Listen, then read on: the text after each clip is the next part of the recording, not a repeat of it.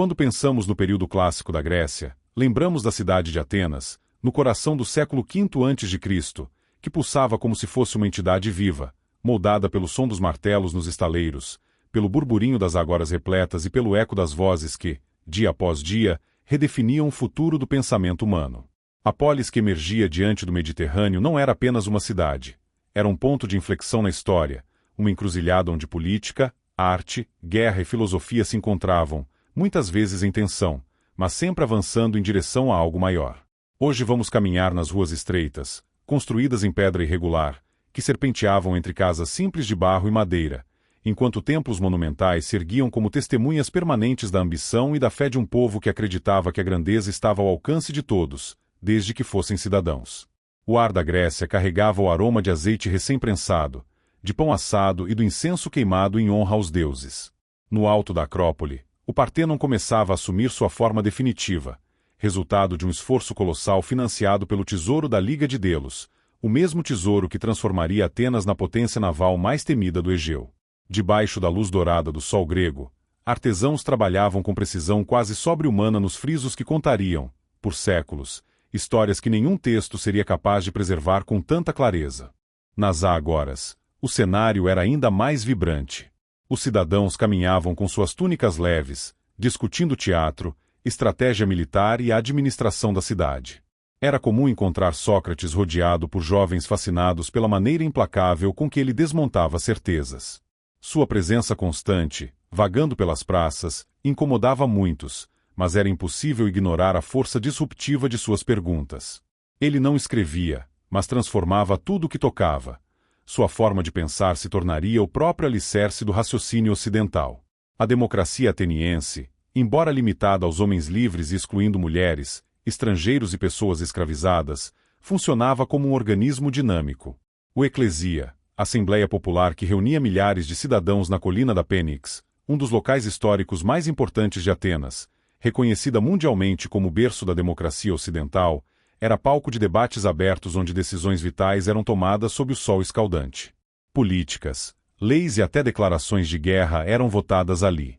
A ideia radical de que qualquer cidadão podia subir à tribuna e falar diante da cidade inteira sustentava um modelo político sem precedentes, que ainda hoje inspira o mundo moderno. Em dias de sessão, as ruas se enchiam de homens que caminhavam apressados para garantir seu lugar antes do horário de fechamento dos portões, um detalhe que podia determinar o futuro da cidade. Enquanto isso, em Atenas florescia uma cena artística sem igual. Os teatros, como o de Dionísio, eram abarrotados durante as grandes Dionísias, festivais onde cidadãos se emocionavam com as tragédias de Ésquilo, Sófocles e Eurípides.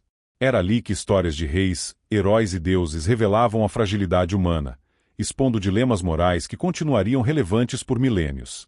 As encenações eram grandiosas. Máscaras de madeira pintada amplificavam expressões, enquanto coros ritmados conduziam o público por jornadas emocionais que culminavam em aplausos estrondosos ou em silenciosa reflexão.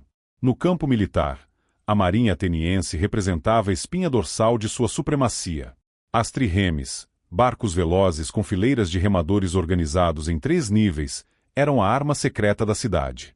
A disciplina dos remadores, que treinavam sincronizados como se fossem um único organismo, permitiu vitórias decisivas, como a histórica Batalha de Salamina, quando os atenienses derrotaram os persas em águas estreitas que favoreciam sua manobrabilidade. A construção dessas embarcações também movimentava toda a economia. Lenhadores, metalúrgicos, carpinteiros e comerciantes produziam um fluxo constante de riqueza. Dentro das casas atenienses, a vida cotidiana seguia um ritmo marcado por tradições. As mulheres, embora privadas da participação política, eram responsáveis pela administração doméstica, pela educação inicial das crianças e pelos rituais familiares dedicados aos deuses. A religião, profundamente inserida em todos os aspectos da vida, influenciava decisões pessoais e grandes empreitadas públicas. Humano e divino se misturavam nas atitudes mais simples, desde consultar um oráculo antes de uma viagem até oferecer pequenos sacrifícios de vinho e mel em busca de proteção. Os estrangeiros residentes, chamados metecos, desempenhavam papel crucial no comércio. Eles movimentavam mercados com produtos trazidos de regiões distantes, tâmaras do Egito, perfumes da Fenícia, tecidos finos da Jônia. Embora nunca pudessem obter cidadania, eram indispensáveis para manter o fluxo econômico ateniense. Do outro lado desse sistema estavam os escravizados, que realizavam boa parte do trabalho pesado e manual, sustentando silenciosamente a prosperidade da polis. As minas de Laurion, por exemplo, responsáveis pela prata que financiou muitas trirremes, eram operadas majoritariamente por mão de obra escravizada submetida a condições extremas. A educação ateniense, por sua vez, era estruturada de forma a moldar cidadãos completos. Desde pequenos, os meninos aprendiam música, poesia, filosofia básica e exercícios físicos destinados a fortalecer o corpo para a vida civil e militar. Recitar trechos da Ilíada era tão comum quanto aprender a tocar lira. A busca pela arete, a excelência moral e física, guiava esse processo formativo, que visava transformar cada indivíduo em um ser capaz de servir a cidade da maneira mais plena possível. Esse mundo vibrante, porém, não estava livre de tensões. O crescimento rápido do Império Ateniense e o uso do tesouro comum da Liga de Delos para embelezar a cidade geravam ressentimentos entre outras polis. Esparta, austera e militarizada, observava com desconfiança cada expansão ateniense. As diferenças entre as duas cidades não eram apenas políticas, mas culturais. Enquanto Atenas celebrava o debate e o refinamento artístico, Esparta valorizava a disciplina absoluta e o treinamento militar rigoroso desde a infância. A rivalidade entre as duas potências inevitavelmente se transformaria em uma longa e devastadora guerra que mudaria o destino da Grécia. Mesmo diante dessas tensões, a vida cultural ateniense continuava a se expandir. Hipócrates estabelecia princípios fundamentais da medicina, deixando claro que doenças tinham causas naturais. Heródoto viajava pelo Mediterrâneo registrando histórias e acontecimentos, inaugurando uma forma sistemática de pensar o passado que se tornaria a base da historiografia. Já no campo da escultura, Fídias trabalhava com precisão quase sobrenatural para criar obras que pareciam transcender o mármore e ganhar vida própria. As estátuas criadas nesse período estabeleciam proporções e técnicas que seriam referência de beleza e perfeição por séculos. Com o passar dos anos, o próprio tecido social começou a mudar. A influência sofista ganhava força, trazendo debates sobre retórica, moralidade e a própria natureza da verdade. Jovens aristocratas eram atraídos por esses mestres do discurso que percorriam as cidades oferecendo conhecimento aos que pudessem pagar. Para muitos, sua presença era sinal de progresso. Para outros, motivo de preocupação. Essa tensão intelectual criava um ambiente de constante efervescência, onde ideias conflitantes conviviam e provocavam choques inevitáveis que, paradoxalmente, impulsionavam a evolução cultural da cidade.